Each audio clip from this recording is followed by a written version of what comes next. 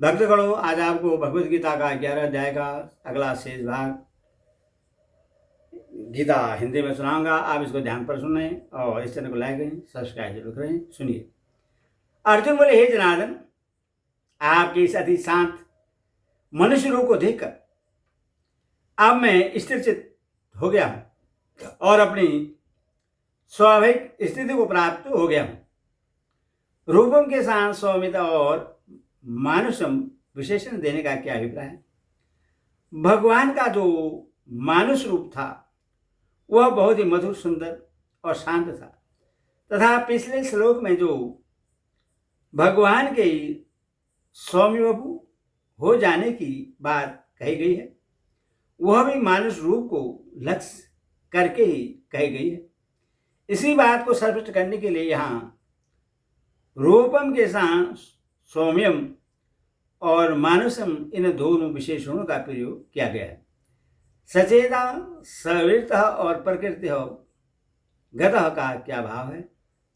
भगवान के विराट रूप को देखकर अर्जुन के मन में भय, व्यथा और मोह आदि विकार उत्पन्न हो गए थे। उन सब का अभाव इन पदों के प्रयोग से दिखलाया गया है। अभिप्राय है कि आपके इस श्याम सुंदर मधुर मानुष रूप को देखकर अब मैं स्थिर चित्त हो गया हूं, अर्थात मेरा मोह, भ्रम और भय दूर हो गया और मैं अपने वास्तविक स्थिति को प्राप्त हो गया हूं, अर्थात भय और व्याकुलता एवं कंप आदि जो अनेक प्रकार के विकार मेरे मन, इंद्रिय और शरीर में उत्पन्न हो गए थे, इन सब के दूर हो जाने में अब मैं पूर्वक स्वस्थ हो गया हूं। इस प्रकार अर्जुन के वचन सुनकर अब भगवान दो श्लोकों द्वारा अपने चतुर्भुज देव रूप दर्शन की दुर्लभता और उसकी महिमा का वर्णन करते हैं। श्री भगवान बोले, मेरा जो चतुर्भुज रूप तुमने देखा है यह सुदर्शन है, अर्थात इसके दर्शन बड़े ही दुर्लभ हैं। देवता भी सदा इस रूप के दर्शन की आकांक्षा करते रहते हैं। रूपम के साथ सुदर्शनम और ईदम विशेषण देने का क्या अभिप्राय है? सुदर्शनम विशेषण देकर भगवान ने अपने चतुर्भुज दिव्य रूप के दर्शन की दुर्बलता और उसकी महिमा दिखलाई है तथा ईदम पद निकटवर्ती वस्तु का निर्देश करने वाला होने से इसके द्वारा विश्व रूप के पश्चात दिखलाए जाने वाले चतुर्भुज रूप का संकेत किया गया है। अभिप्राय है कि मेरे जिस चतुर्भुज मायातीत दिव्य गुणों से युक्त नित्य रूप से तुमने दर्शन किए हैं उस रूप के दर्शन बड़े ही दुर्लभ हैं। इसके दर्शन उसी को हो सकते हैं जो मेरा अन्य भक्त होता है और जिस पर मेरी कृपा का पूर्ण प्रकाश हो जाता है। देवता लोग भी सदा इस रूप का दर्शन करने की इच्छा रखते हैं। इस कथन का क्या अभिप्राय है तथा इस वाक्य में अभिपद के प्रयोग का क्या भाव है? इस कथन से भगवान ने अपने चतुर्भुज रूप के दर्शन की दुर्लभता और उसकी महत्ता ही प्रकट की है तथा अभिपद के प्रयोग से यह भाव दिखलाया है कि जब देवता लोग भी सदा इसके देखने की इच्छा रखते हैं किंतु सब देख नहीं पाते तो फिर मनुष्य की तो बात ही क्या है। जिस प्रकार तुमने मुझको देखा है इस प्रकार चतुर्भुज रूप वाला मैं न वेदों से, न तप से और न दान से और न यज्ञ से ही देखा जा सकता हूं। 9वें अध्याय के 27वें और 28वें श्लोक में यह कहा गया है कि तुम जो कुछ यज्ञ करते हो, दान देते हो, तप करते हो, सब मेरे अर्पण कर दो। ऐसा करने से तुम सब कर्मों से मुक्त हो जाओगे और मुझे प्राप्त हो जाओगे। तथा 17वें अध्याय के 25वें श्लोक में यह बात कही गई है कि मोक्ष की इच्छा वाले पुरुषों द्वारा यज्ञ, दान और तप रूप क्रियाएं फल की इच्छा छोड़कर की जाती है। इससे यह भाव निकलता है कि यज्ञ, दान और तप मुक्ति में और भगवान की प्राप्ति में अवश्य ही हेतु है। किंतु इस श्लोक में भगवान ने यह बात कही है कि मेरे चतुर्भुज रूप के दर्शन न तो वेद के अध्ययन या नाध्यापन से ही हो सकते हैं और न तप, दान और यज्ञ से ही। अतः इस विरोध का समाधान क्या है? इसमें कोई विरोध की बात नहीं है, क्योंकि कर्म को भगवान के अर्पण करना अन्य भक्ति का एक अंग है। 25वें श्लोक में अन्य भक्ति का वर्णन करते हुए भगवान ने स्वयं मत कर्म कृत, मेरे लिए कर्म करने वाला पद का प्रयोग किया है और 54वें और श्लोक में यह सर्वश्रेष्ठ घोषणा की है कि अन्य भक्ति के द्वारा मेरे इस स्वरूप को देखना, जानना और प्राप्त करना संभव है। अतएव यहाँ यह समझना चाहिए कि निष्काम भाव से भगवत दर्थ और भगवत दर्पण बुद्धि से किए हुए यज्ञ, दान, तप आदि कर्म भक्ति के अंग होने के कारण भगवान की प्राप्ति में हेतु हैं। सकाम भाव से किए जाने पर नहीं। अभिप्राय है कि उपयुक्त यज्ञादि क्रियाएं भगवान का दर्शन करने में स्वभाव से समर्थ नहीं है। भगवान के दर्शन तो प्रेम पूर्वक भगवान के शरण होकर निष्काम भाव से कर्म करने पर भगवत कृपा से ही होते हैं। यहाँ एवं विध और माँ यदा दृष्टवानस के प्रयोग से यदि यह बात मान ली जाए कि भगवान ने जो अपना स्वरूप अर्जुन को दिखलाया था उसी के विषय में मैं वेदों द्वारा नहीं देखा जा सकता आदि बातें भगवान ने कही हैं, तो क्या हानि है? विश्व रूप की महिमा में प्राय इन्हीं पदों का प्रयोग 48वें श्लोक में हो चुका है। इस श्लोक को पुनः उसी विश्व रूप की महिमा मान लेने से पुनरुक्ति का दोष आता है।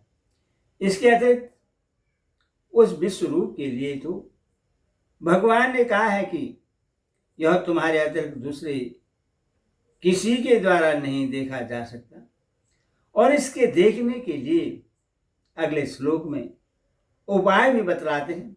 इसीलिए जैसा माना गया है वही ठीक है।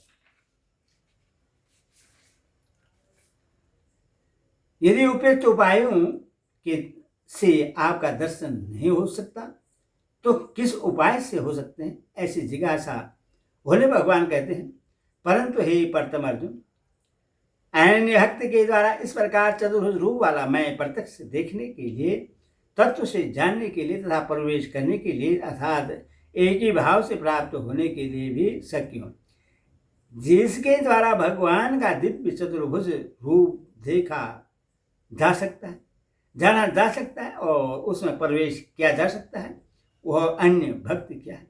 भगवान में ही अन्य प्रेम हो जाना तथा अपने मन, इंद्रिय और शरीर एवं धन जन आदि सर्वस्व को भगवान का समझकर भगवान के लिए भगवान की ही सेवा में सदा के लिए लगा देना, यही अन्य भक्ति है। इसका वर्णन अगले श्लोक में अन्य भक्त के लक्षणों में विस्तार पूर्वक किया गया है। सांख्य योग के द्वारा भी तो परमात्मा को प्राप्त होना बतलाया गया है। फिर यहाँ केवल अन्य भक्ति को ही भगवान के देखे जाने आदि में हेतु क्यों कर बतलाया गया है। सांख्य योग के द्वारा निर्गुण ब्रह्मा की प्राप्ति बतलाई गई है और वह सर्वदा सत्य है, परंतु सांख्य योग के द्वारा सगुण साकार भगवान के दिव्य चतुर्भुज रूप के भी दर्शन हो जाए ऐसा नहीं कहा जा सकता, क्योंकि सांख्य योग के द्वारा साकार रूप में दर्शन देने के लिए भगवान बाध्य नहीं है। यहाँ प्रकरण भी सगुण भगवान के दर्शन का ही है, अतएव यहाँ केवल अन्य भक्ति को ही भगवत दर्शन आदि में हेतु बतलाया गया है।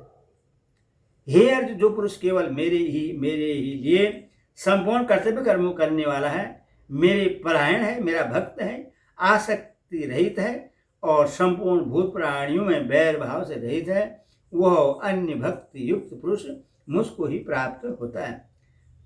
मद कर्म कृत का क्या भाव है? जो मनुष्य स्वार्थ, ममता और आसक्ति को छोड़कर सब कुछ भगवान का समझकर अपने को केवल निमित्त मात्र मानता हुआ यज्ञ, दान, तप और खान पान, व्यवहार आदि समस्त शास्त्र विहित कर्तव्य कर्म को निष्काम भाव से भगवान की ही प्रसन्नता के लिए भगवान की आज्ञा अनुसार करता है, वह मद कर्म कृत अर्थात भगवान के लिए भगवान के कर्म को करने वाला है। मद परम का क्या भाव है? जो भगवान को ही परम आश्रय, परम गति, एकमात्र शरण देने योग्य, सर्वोत्तम, सर्वाधार, सर्वशक्तिमान, सबके सुहृदय, परम आत्मी और अपने सर्वस्व समझता है तथा उनके लिए उनके किए हुए प्रत्येक विधान में सदा सुप्रसन्न रहता है, वह मद परम अर्थात भगवान के परायण है। मद तत्व का क्या भाव है? भगवान में अन्य प्रेम हो जाने के कारण जो भगवान में ही तन्मय होकर नित्य निरंतर भगवान के नाम, रूप, गुण, प्रभाव, लीला आदि का श्रवण, कीर्तन और मनन आदि करता रहता है, इनके बिना जिसे क्षण भर भी चैन नहीं पड़ती और जो भगवान के दर्शन के लिए अत्यंत उत्कंठा के साथ निरंतर लालायित रहता है, वह मदक्त अर्थात भगवान का भक्त है। संग वर्जित का क्या भाव है? शरीर, स्त्री, पुत्र, घर, धन, कुटुंब तथा मान, बड़ाई आदि जितने भी इस लोक और परलोक के योग्य पदार्थ हैं, इन संपूर्ण जड़ चेतन पदार्थों में जिसकी किंचित मात्र भी आसक्ति नहीं रह गई है, भगवान को छोड़कर जिसका किसी में भी प्रेम नहीं है, वह संग वर्जित अर्थात आसक्ति रहित है। सर्वभूतेषु निवेद का क्या भाव है?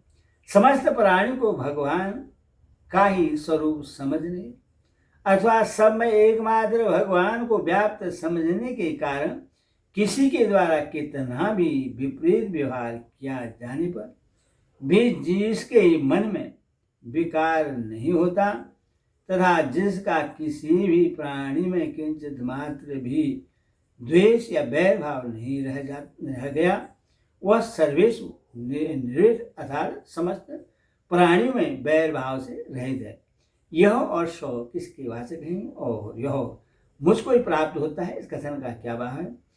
यह और सह पद उपयुक्त लक्षणों वाले भगवान के अन्य भक्त के वाचक हैं और वह मुझको ही प्राप्त होता है, इस कथन का भाव 54वें श्लोक के अनुसार सगुण भगवान के प्रत्यक्ष दर्शन कर लेना, उनको भली भांति तत्व से जान लेना और उनमें प्रवेश कर जाना है। अभिप्राय है कि उपयुक्त लक्षणों से युक्त जो भगवान का अन्य भक्त है, वह भगवान को प्राप्त हो जाता है। ओम तत्सनिधि श्रीमद्भागवत गीता सुबनिषत्सु ब्रह्मविद्याय योगशास्त्री श्री कृष्ण संवादे विश्वरूप दर्शन योगी न गौदर्शो अध्याय हरि ओम तत्सत्।